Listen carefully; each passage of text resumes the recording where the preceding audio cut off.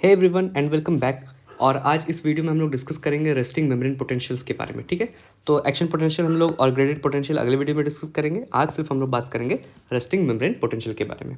ठीक है, तो सबसे पहले रेस्टिंग मेम्ब्रेन पोटेंशियल क्या होता है। देखो, रेस्टिंग मेम्ब्रेन पोटेंशियल एक बहुत ही अच्छा क्वेश्चन है, लॉन्ग क्वेश्चन भी हो सकता है, शॉर्ट नोट्स में भी आ सकता है, बहुत इंपॉर्टेंट है।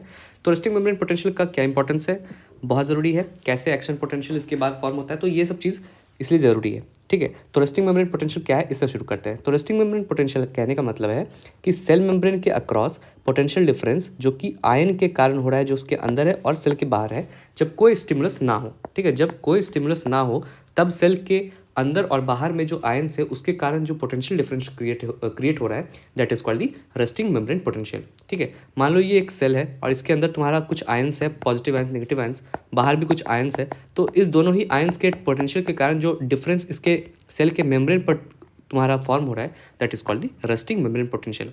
और रेस्टिंग इसलिए कहते हैं क्योंकि यहाँ पे कोई स्टिमुलस नहीं है, तभी ये मेम्ब्रेन पोटेंशियल है। ठीक है, ये तुम्हारे सभी ही टिश्यूज़ में होता है, ऐसा कोई नहीं है कि एक्साइटेबल टिश्यूज़ में होगा या नॉन एक्साइटेबल में होगा। ठीक है, सारे ही टिश्यूज़ में है।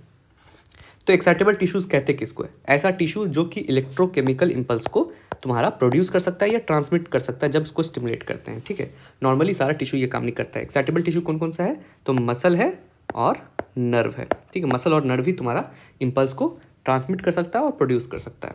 ठीक है, अब आते हैं हम लोग आरएमपी के वैल्यूज़ के बारे में। अगर नॉन एक्साइटेबल टिश्यू है, मान लो नॉन एक्साइटेबल टिश्यू यानी कि मसल और नर्व के अलावा जो भी टिश्यूज़ है उसका रेस्टिंग मेम्ब्रेन पोटेंशियल कम होता है। जैसे एपिथेलियल सेल्स का देख लो, आरबीसीज का या फिब्रोब्लास्ट का या एडिपोसाइट्स का, जो भी है, ये सब तुम्हारा बहुत कम वैल्यूज़ है। लेकिन एक्साइटेबल टिश्यूज़ का देखोगे तो इसका ज़्यादा नेगेटिव होता है। ठीक है, ये इसका कम नेगेटिव होता है, लेस नेगेटिव होता है, इसका ज़्यादा नेगेटिव होता है रेस्टिंग मेम्ब्रेन पोटेंशियल। तो नर्व और मसल का रेंज जो है -70 से -90 मिली वोल्ट के अक्रॉस होता है। ठीक है, अब हम लोग पढ़ेंगे रेस्टिंग मेम्ब्रेन पोटेंशियल का फॉर्मेशन कैसे होता है और क्या क्या फैक्टर्स इंपॉर्टेंट है। और सबसे इंपॉर्टेंट पार्ट यही है समझने के लिए। ठीक है, ये बहुत इंपॉर्टेंट पार्ट है समझने के लिए। So now we will see the factors of resting membrane potential, जो जो फैक्टर्स अफेक्ट करता है रेस्टिंग मेम्ब्रेन पोटेंशियल को। तो सबसे इंपॉर्टेंट फैक्टर जो है, जो मेन फैक्टर अगर तुमसे पूछा जाए, एमसीक्यू में भी आएगा बहुत बार, what is the main factor of RMP resting membrane potential, that is the potassium ion, that is the potassium ion. ठीक है, तो पोटेशियम का इफ्लक्स कैसे कंट्रीब्यूट करता है उसको हम लोग देखते हैं। देखो क्या होता है कि सेल के अंदर इनसाइड जो है पोटेशियम का जो कंसंट्रेशन है वो बहुत ज़्यादा हाई होता है एज़ कम्पेयर टू आउटसाइड कम होता है। तो एक कॉन्सेंट्रेशन ग्रेडियंट बन गया। ठीक है, कॉन्सेंट्रेशन ग्रेडियंट बन गया। तो सेल के अंदर से पोटेशियम बाहर लीक करेगा, बाहर जाने की टेंडेंसी रखेगा। लेकिन सेल के कंपेरिजन में आउटसाइड जो है वो ज़्यादा पॉजिटिव है, क्योंकि वहाँ पर सोडियम आयन की कंसंट्रेशन बहुत ज़्यादा है। ठीक है, तो तुम्हारा पोटेशियम जो है डाउन द कंसंट्रेशन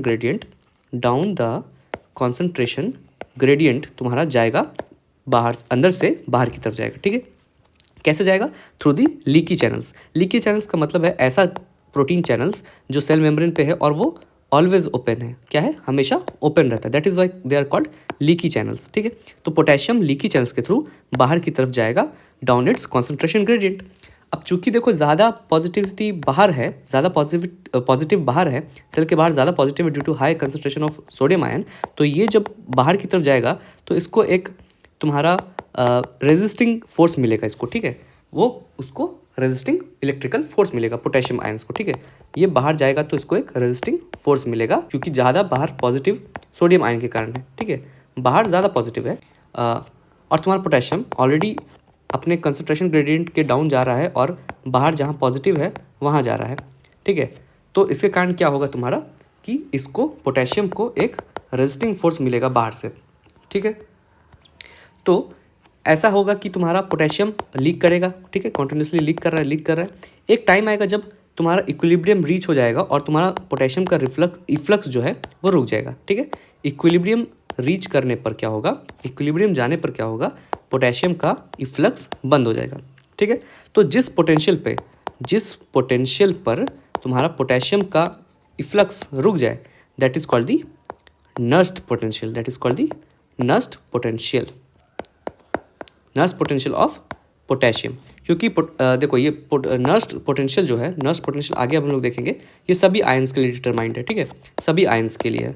चाहे पोटेशियम हो चाहे सोडियम हो, सबके लिए डिटरमाइंड। तो जिस पोटेंशियल पे तुम्हारा इफ्लक्स रुक जाए, इक्विलिब्रियम आ जाए, that potential that voltage is called Nernst potential. आगे हम लोग देखेंगे नर्स्ट पोटेंशियल क्या होता है, सही से देखेंगे। तो ये था पहला factor, that is the potassium efflux. दूसरा है सोडियम इनफ्लक्स। सोडियम भी अपने डाउन द ग्रेडियंट जाएगा, सेल के बाहर से सेल के अंदर आना चाहेगा, डाउन इट्स ग्रेडियंट, ठीक है, क्योंकि बाहर ज़्यादा है अंदर कम है। और ये भी जाएगा through sodium leaky channels, just like potassium जा रहा था वैसे सोडियम जाएगा लीकी चैनल्स के थ्रू, जो सेल मेम्ब्रेन में है और हमेशा खुले रहते हैं, that is called the leaky channels, ठीक है। तो ये था तुम्हारा कि सोडियम लीकी चैनल्स के थ्रू अंदर आ रहा है। लेकिन यहाँ पर एक चीज़ ट्विस्ट ये है कि सोडियम की परमिबिलिटी जो है, सोडियम आयन की जो परमिबिलिटी है वो पोटेशियम से कम है, दैट इज़ 100 टाइम्स कम है, ठीक है, 100 टाइम्स कम है, 100 टाइम्स कम है। तो सोडियम आयन जो है, सोडियम आयन तुम्हारे सेल के अंदर ज़्यादा नहीं आ पाएगा, सेल का अंदर कंसनट्रेशन सोडियम का ज़्यादा नहीं होगा, बाहर ही ज़्यादा रहेगा, क्योंकि परमिबिलिटी कम है as compare to potassium ion. ये आगे हम लोग देखेंगे गोल्डमैन्स इक्वेशन के बारे में, इसको अभी यहाँ पर हम लोग लीव कर सकते हैं, आगे हम लोग डिस्कस करेंगे इस चीज़ को। फिर तीसरा फैक्टर जो है that is the sodium potassium pump. हम लोग हमेशा से पढ़े सोडियम पोटेशियम एटीपेज पंप के बारे में पढ़े। तो ये एक इलेक्ट्रोजेनिक पंप है। इलेक्ट्रोजेनिक कहने का मतलब ये है कि ये पंप जो है एक इलेक्ट्रिक पोटेंशियल में चेंजेस प्रोड्यूस करता है, ठीक है, producing a change in the cell's electric potential. ये इलेक्ट्रिक पोटेंशियल में चेंज करता है सेल्स के इलेक्ट्रिक पोटेंशियल में, that is called the electrogenic pump, sodium potassium pump. ये क्या करता है, 3 सोडियम को पुश करता है बाहर और 2 को पुश करता है पोटेशियम को अंदर। अब देखो सोडियम का ऑलरेडी कंसंट्रेशन तुम्हारा बाहर ज़्यादा है और तुम्हारा सोडियम का परमिबिलिटी भी कम है, परमिबिलिटी कम है, और ये तुम्हारा पंप सोडियम को बाहर की तरफ ढकेल रहा है, जिसके कारण तुम्हारा बाहर में सेल के आउटसाइड तुम्हारा सोडियम का कंसंट्रेशन बढ़ेगा और पोटेशियम का कंसंट्रेशन घटेगा, और सेल के अंदर क्या होगा, उल्टा, पोटेशियम बढ़ेगा सोडियम घटेगा, ठीक है। तो ये इसके कारण क्या हुआ, सेल के बाहर ज़्यादा पॉजिटिव हुआ और सेल के अंदर कम पॉजिटिव हुआ। इसके कारण तुम्हारा सेल के अंदर एक नेगेटिव कंसंट्रेशन, एक नेगेटिव पोटेंशियल जनरेट होगा। कितना जनरेट होगा, तो -4 मिली वोल्ट का होगा। तो सोडियम पोटेशियम पंप जो है -4 मिली वोल्ट का पोटेंशियल जनरेट करता है, पोटेंशियल डिफरेंस जनरेट करता है, ठीक है। और तुम्हारा सोडियम इन्फ्लक्स से कितना जनरेट होता है, पोटेशियम से कितना जनरेट होता है, वो अब हम लोग आगे देखेंगे, ठीक है, क्योंकि यही थिंग तो कंट्रीब्यूट कर रहा था तुम्हारे रेस्टिंग मेम्ब्रेन पोटेंशियल को जनरेट करने में। तो एक का डेटा हम लोग के पास आ गया, किसका, सोडियम पोटेशियम पंप का, कितना, तो -4 वोल्ट। इस दोनों का मिला करके हम लोग देखेंगे कैसे आता है। तो ये देखो सेल मेम्ब्रेन है, ये सेल है पूरा, ये तुम्हारा लीकी चैनल्स है। अब देखो यहाँ पर तुम लोग देख सकते हो कि सोडियम जो है ये तुम्हारा एक्स्ट्रा सेलुलर इन्वायरमेंट में ज़्यादा है, ठीक है, एक्स्ट्रा सेलुलर इन्वायरमेंट में ज़्यादा है, और तुम्हारा इंट्रा सेलुलर में तुम्हारा क्या ज़्यादा है, पोटेशियम ज़्यादा है, ठीक है, पोटेशियम ज़्यादा है, ठीक है।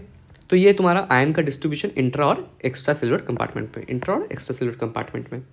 अब हम लोग आते हैं नर्स्ट पोटेंशियल पे, जिसे हम लोग डिटरमाइन करते हैं। क्या है नर्स्ट पोटेंशियल, तो नर्स्ट पोटेंशियल वो पोटेंशियल है जिस पर कि नेट डिफ्यूजन किसी एक स्पेसिफिक आयन का तुम्हारा रुक जाता है, ठीक है।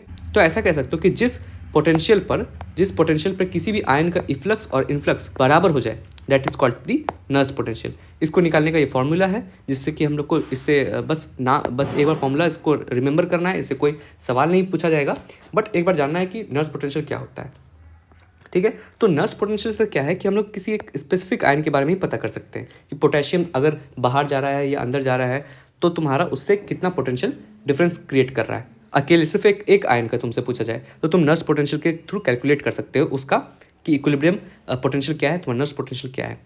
तो वो सिर्फ एक आयन के लिए हो, जैसे पोटेशियम के लिए या सोडियम के लिए या किसी एक तुम्हारे आयन के लिए।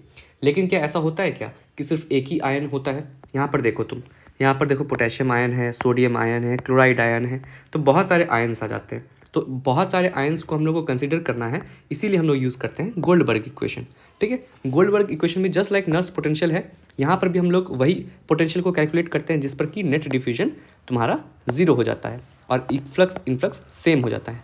तो उसी पोटेंशियल को कैलकुलेट करते हैं। लेकिन यहाँ पर एक थोड़ा सा ट्विस्ट ये है कि यहाँ पर हम लोग बहुत सारे आयन्स को एक बार में कंसिडर करते हैं, ना कि एक को करते हैं।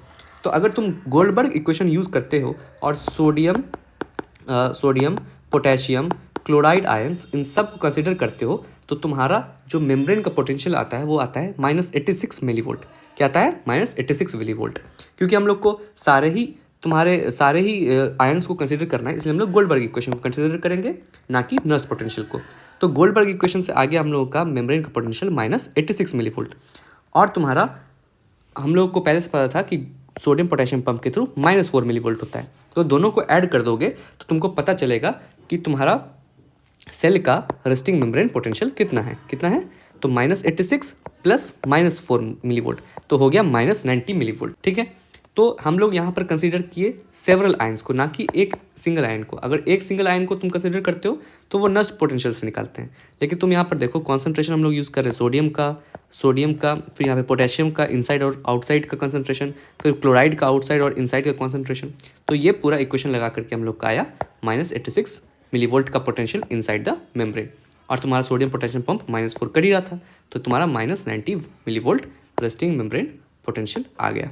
ठीक है, तो ये था पूरा तुम्हारे रेस्टिंग मेम्ब्रेन पोटेंशियल के बारे में, कैसे रेस्टिंग मेम्ब्रेन पोटेंशियल डेवलप करता है, क्या क्या फैक्टर्स उसको डिटरमाइन करता है। यही था पूरा रेस्टिंग मेम्ब्रेन पोटेंशियल। ठीक है, आई होप तुम लोगों को समझ में आया होगा। और अगले वीडियो में अब हम लोग डिस्कस करेंगे एक्शन पोटेंशियल के बारे में और ग्रेडेड पोटेंशियल्स के बारे में। So meet you in the next video. अगर कोई भी डाउट्स होगा तो कमेंट सेक्शन में पूछ सकते हो, and please like the video and share with your friends. Till then have a good day, thank you.